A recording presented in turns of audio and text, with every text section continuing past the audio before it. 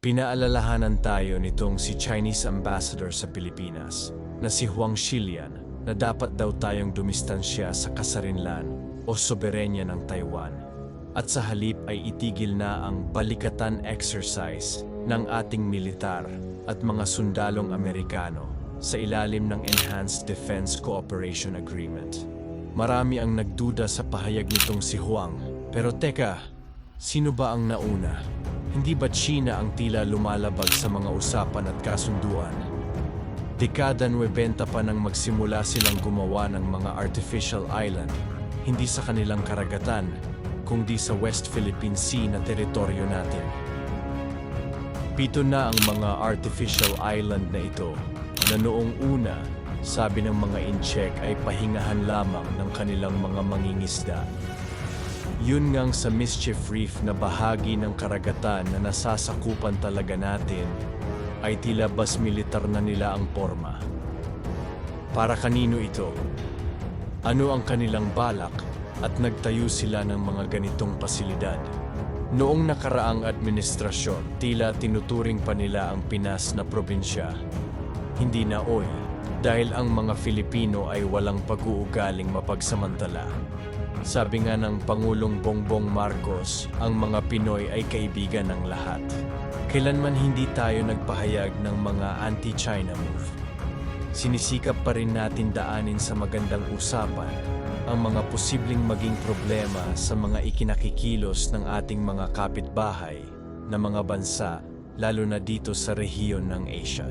Sabi pa nitong si Huang ang EDCA daw ay baka makakaapekto sa kalagayan ng mahigit 150,000 nating mga OFW sa Taiwan. Bakit? May balak din ba ang mga Tsenghua na galawin sila kung sakaling ituloy nila na sakupin muli ang Taiwan, na kaya nga humiwalay sa kanila ay dahil sa kanilang masamang pag-uugali? Pansinin nyo, meron naman pihado kayong mga kaibigan dito sa atin na mga Filipino-Chinese.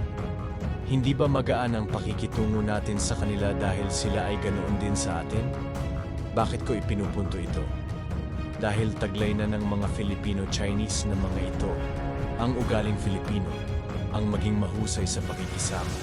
Tingnan niyo ang mga incheck na talagang galing doon, mga walang modo. Walang mga pasubali, gayong iligal pa ang pagkakapasok dito sa bansa natin. Iyang mga napaghuhuling mga empleyado ng Pogo, di ba puro gago? Ang iba ay talagang kriminal pa at sangkot sa mga iligal na transaksyon. Kaya hindi dapat tayo ang paalahanan nitong si Ambassador Xilian, kundi ang kanyang mga kapwa Chinese. Ganun pa man, naghahanada na sa kasalukuyan ng Taiwan dahil sa napipintong pagsalakay ng China sa kanilang bansa. Noong nakaraan kasi, pinalibutan na ito ng mga barkong pandigma ng China. Sinabi rin ni Xi Jinping na sasalakayin nila ang China. Subalit hindi nagpatinag ang Taiwan.